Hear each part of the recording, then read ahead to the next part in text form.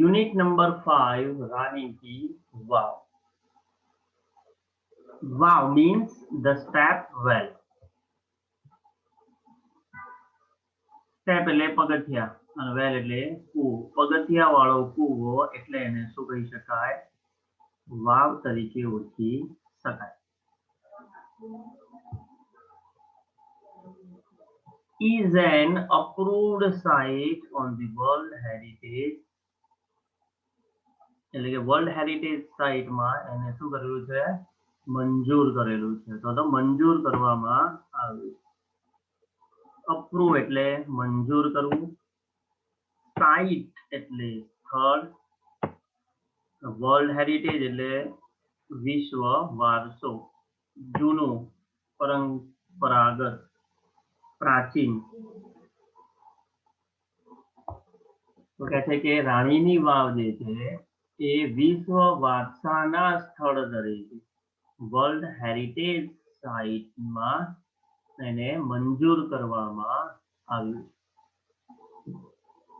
It was declared by the UNESCO. Declared એટલે જાહેર કરવું.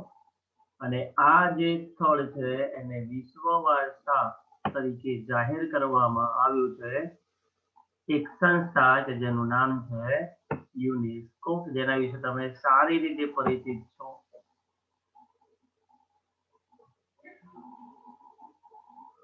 એસએસ માં કે બીજા કોઈ સબ્જેક્ટમાં પણ ભણવામાં આવે. At the world heritage committee, જ્યારે વિશ્વ વારસાની જે સમિતિ છે, કમિટી છે, જે મંડળ છે એની અંદર બેઠક કરવામાં આવી અને ત્યારે આ જગ્યાને વિશ્વ વારસાના સ્થળ તરીકે જાહેર કરવામાં આવ્યું. એટલે કે કમિટી છે વર્લ્ડ હેરિટેજ કમિટી. કમિટી એટલે એક પ્રકારની સમિતિ, મંડળ.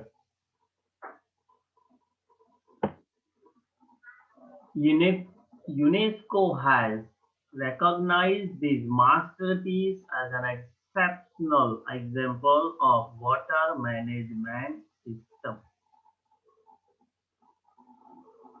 યુનેસ્કોએ આને ઓળખી કાઢી છે. રેકોગ્નાઇઝ એટલે ઓળખી લીધું છે. ધીસ માસ્ટરપીસ એટલે અદ્ભુત નમૂનો, શ્રેષ્ઠતમ નમૂનો. શેના તરીકે? તો એઝ એન એક્સેપ્શનલ. એક્સેપ્શનલ એટલે અસાધારણ, મતલબ સાધારણ ન હોય તેવું, નોર્મલ ન હોય તેવું એક એવું એક્ઝામ્પલ, એક એવું ઉદાહરણ કે જે શેનું પ્રતીક બનાવે છે? વોટર મેનેજમેન્ટ સિસ્ટમ, પાણીના વ્યવસ્થાપનનું તંત્ર. કે છે કે રાણીની વાવનો આ એક શ્રેષ્ઠ નમૂનો, જે આ કલાકૃતિ જે છે એ ખાસ કરીને એને ઓળખી કાઢી છે.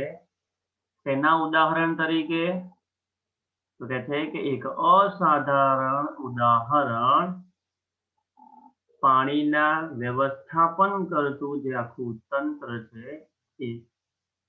રાજા મહારાજાઓના સમયમાં કેટલી અદ્ભુત કલાકૃતિ, ઉત્કૃષ્ટ બાંધકામનો નમૂનો જે છે કે જેમાં ખાસ કરીને પાણીની વ્યવસ્થાપન હોય.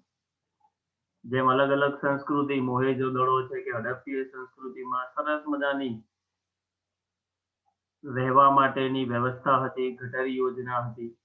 એવી જ રીતે અહીં પણ આ રાણીની વાવ એ પાણીના વ્યવસ્થાપન માટેની એક ઉત્કૃષ્ટ તંત્ર, ઉત્કૃષ્ટ વ્યવસ્થા, રચના દર્શાવતું ઉદાહરણ.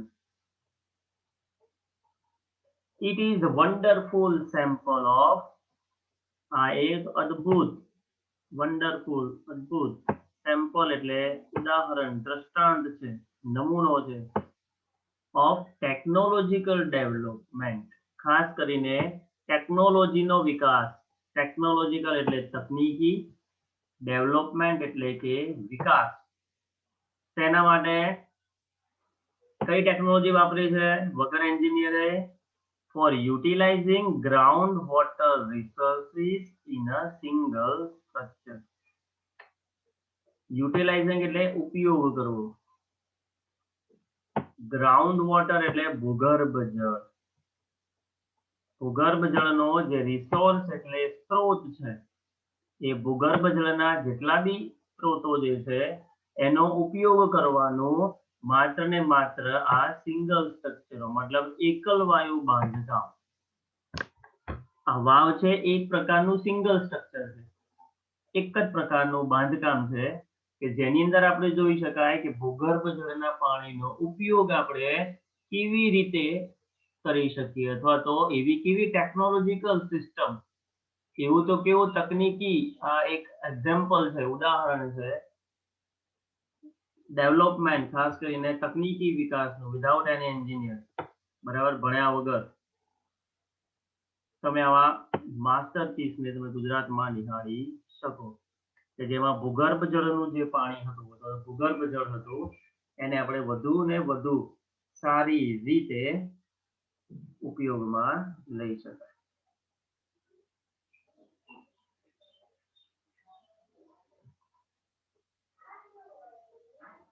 It is also a unique illustration.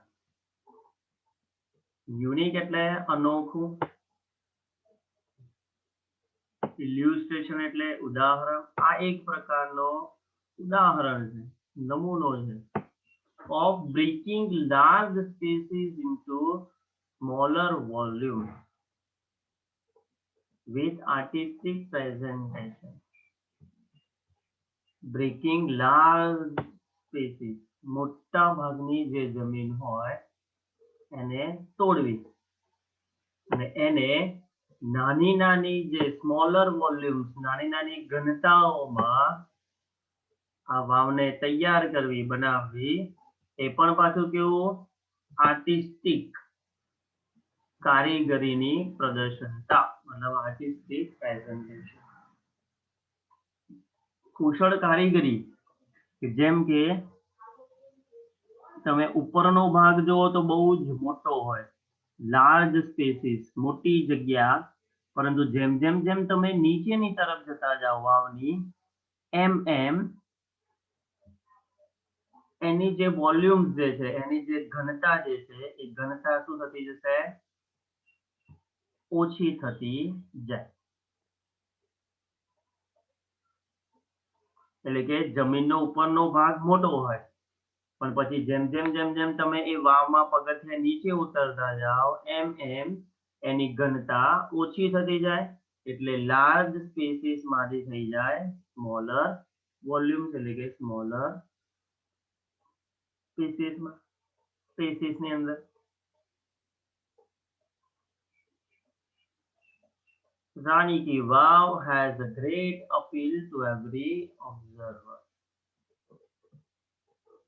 જે કંઈ પણ અવલોકન કરનાર વ્યક્તિ છે એ લોકોએ તો ખાસ રાણીની વાવની મુલાકાત લેવી જોઈએ. અપીલ કરવાનું મતલબ વિનંતી કરવામાં આવે કે પોતાની ખુશ મિજાજીથી એવું કહી શકાય કે રાણીની વાવ દરેકે દરેક વ્યક્તિએ નિહાળવા માટે, એનું અવલોકન કરવા માટે જવું જ જોઈએ.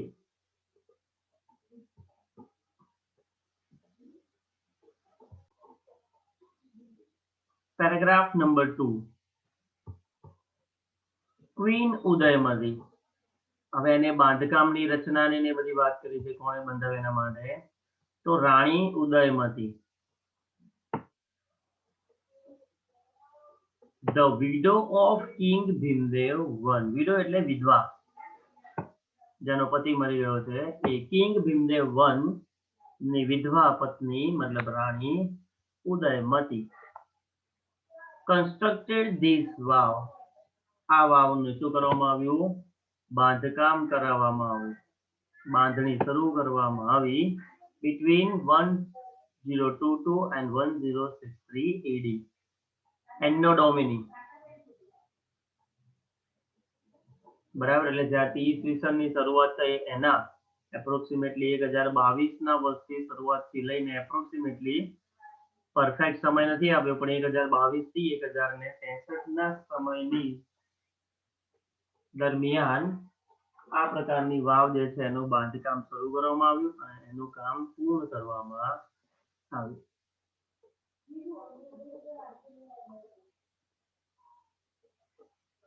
Rani Ki Vav has become one of the most popular places to visit in Gujarat. ખુશ્બુ ગુજરાતની એક એમપીએન અનુસાર ગુજરાતના પ્રવાસન સ્થળોનો વિકાસ થાય એના માટે એવું કહી શકાય કે રાણીની જે વાવ જે છે એ સૌથી પ્રચલિત જે સ્થળોમાં હોય મુલાકાત લેવામાં તો એ છે રાણીની વાવ. King Bhimdev I belonged to the Solanki dynasty. Belong to એટલે નું હોવું ની માલિકીનું હોવું. તો એ કયા રાજવંશમાં હતા? તો આપણે એસએસ માં ભણી ગયા કે સોલંકી ડિનાસ્ટી એટલે કે સોલંકી રાજવંશ ઓફ અણહિલવાડ પાટણ. અત્યારે હાલનું પાટણ એ જૂના જમાનામાં અણહિલવાડ પાટણ કહેવાતું. એની સ્ટોરી પણ તમે સારી રીતે જાણો છો. તો કહે છે કે ભાઈ અણહિલવાડ પાટણમાં સોલંકી રાજવંશનો કિંગ ભીમદેવ રાજા હતો. After his death અને એના મૃત્યુ પછી Udayamati took up the project. ઉદયમતીએ આ જે આખી યોજના છે વાવ બનાવવાની પ્રોજેક્ટ યોજનાને એમના હાથમાં લીધું. took up એટલે કોઈ કાર્યને હાથ ધરવું. For solving the problem, એક પ્રોબ્લેમ હતો, એક સમસ્યા હતો, એને હલ કરવા માટે of water scarcity faced by the people of Patan. Scarcity એટલે અછત, બરાબર, પાણીની તંગી. તો કહે છે કે ભાઈ પાટણના લોકોને એ સમયમાં એ જમાનામાં પાણીની બહુ જ તંગી હતી, અછત હતી. ખેતીવાડી માટે કે અન્ય કોઈ એવા અઢળક કામો માટે પાણી પૂરતું નહોતું મળતું. તો એ પ્રોબ્લેમને સોલ્વ કરવા માટે આ ખાસ કરીને યોજનાનો પ્રારંભ કરવામાં આવ્યો. બટ કિંતુ પરંતુ અનફોર્ચ્યુનેટલી બદનસીબે નસીબ એવા ખરાબ કે the queen also died before the completion of the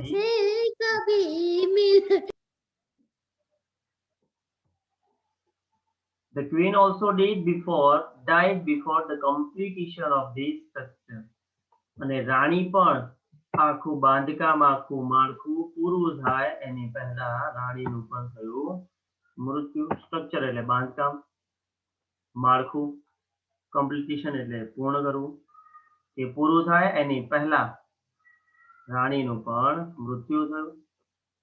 And in the world of architecture અને આર્કિટેક્ચરની દુનિયામાં બાંધકામની દુનિયામાં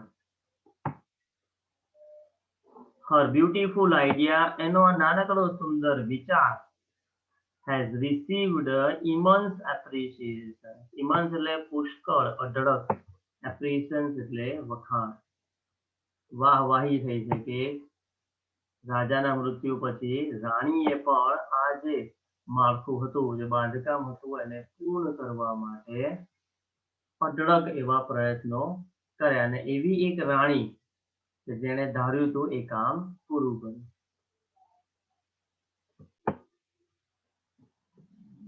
क्वीन स्टेपवेल और रानी की वाव. रानी वाव is a 7-storied structure. એ 7 માળનું શું છે આખું માળખું છે. સ્ટોરેડ એટલે માળ, સ્ટ્રક્ચર એટલે માળખું, બાંધકામ એનું 7 માળનું છે. This east facing stepwell આ પૂર્વીય મોઢાવાળી અથવા તો પૂર્વ મોઢાવાળી ચહેરાવાળી stepwell Vav A 64 meters long, 20 meters wide and 27 meters deep. 64 by 20 मतलब 20 by 27 ની એની લંબાઈ પહોળાઈ અને ઊંડાઈ મતલબ ઊંચાઈ.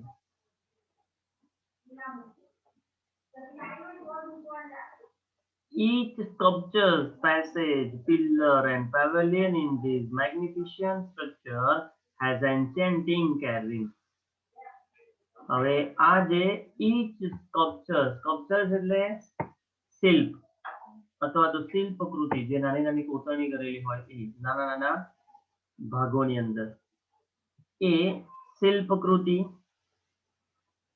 પેસેજ એટલે જે ભાગ હોય છે ફરવાનો આવવા જવાનો એ, જેમ આપણે સ્કૂલની અંદર ગેલેરી કહીએ છીએ, ફ્લેટમાં ગેલેરી કહીએ છીએ. પિલ્લર એટલે થાંભલા, એન્ડ પેવિલિયન એટલે આખો એનો મંડપ, જે ઘુમ્મટ આકાર કે જે ગોળાકાર કે ચોરસ જે ભાગ હોય એ દરેકે દરેક જગ્યાએ ઇન ધીસ મેગ્નિફિશિયન્ટ સ્ટ્રક્ચર, મેગ્નિફિશિયન્ટ એટલે ભવ્ય, અદ્ભુત બાંધકામમાં has enchanting carving. enchanting એટલે આકર્ષક, મનમોહક, મનને મોહી લે તેવું, carving એટલે કોતરણી. જ્યાં કંઈ પણ તમે નજર કરો રાણીની વાવમાં, એ દરેકે દરેક ભાગ પર અદ્ભુત કોતરણી છે, મનમોહક, બધાને પસંદ આવે એવી. એ પછી સ્કલ્પચર્સ હોય એટલે કે શિલ્પ સ્થાપત્ય હોય, શિલ્પકૃતિ હોય. પેસેજ એટલે પરસાળ, લોબી, જગ્યા હોય. પિલ્લર એટલે થાંભલા હોય. પેવિલિયન એટલે એનો આખો મંડપ હોય. ગમે તે જગ્યા તમે જુઓ તો આ બાંધકામમાં, આ માળખાની અંદર અદ્ભુત કોતરણી કરેલી આપણને જોવા મળે. ઓન ઇટ સાઇડ વોલ્સ, અને તમે આ રાણીની વાવની ફરતે આંટા મારો તો there are around 800 sculptures. આશરે નાની મોટી એવી 800 કલાકૃતિઓ, શિલ્પકૃતિઓ પણ તમને જોવા મળે.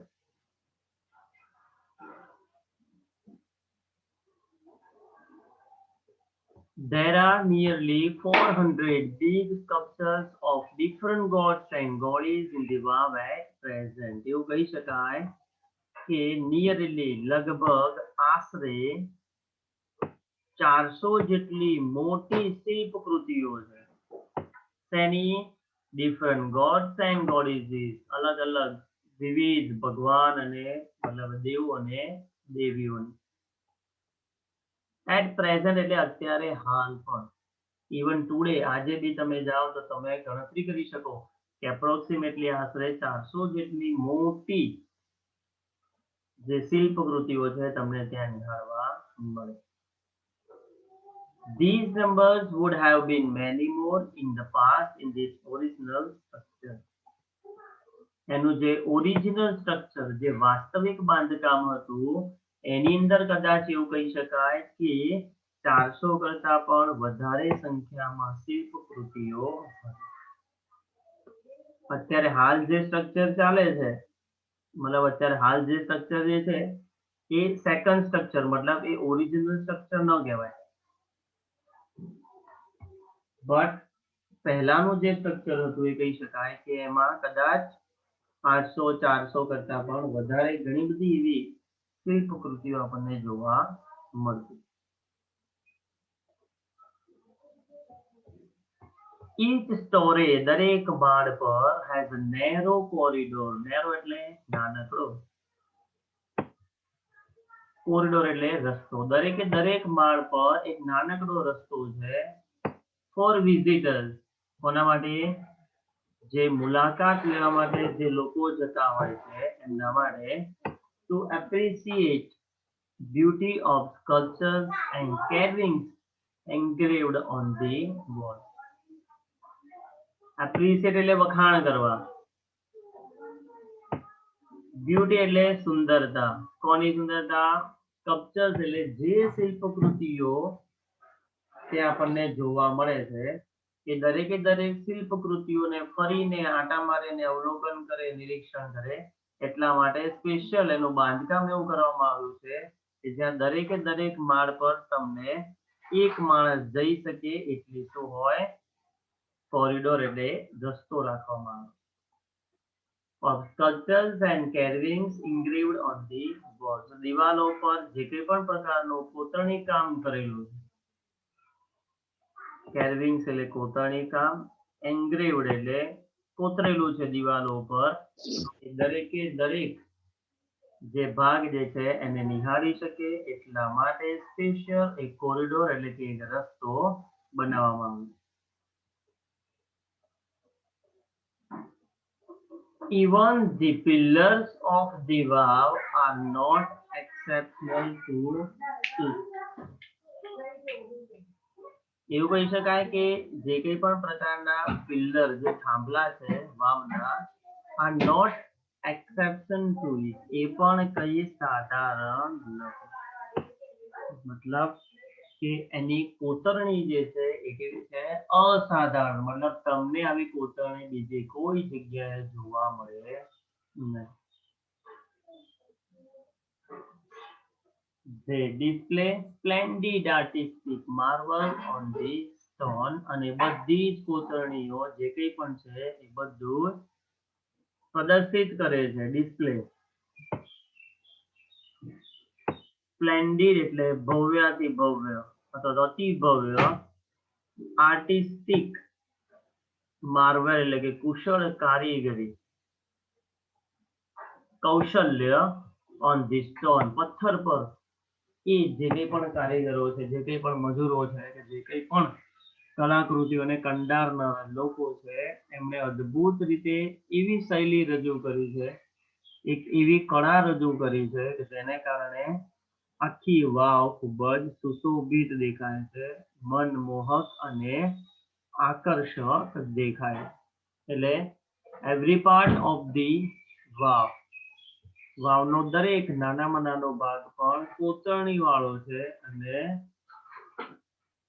સુંદર કંઈક ને કંઈક પ્રદર્શિત કરતું હોય એવું આપણને લાગે.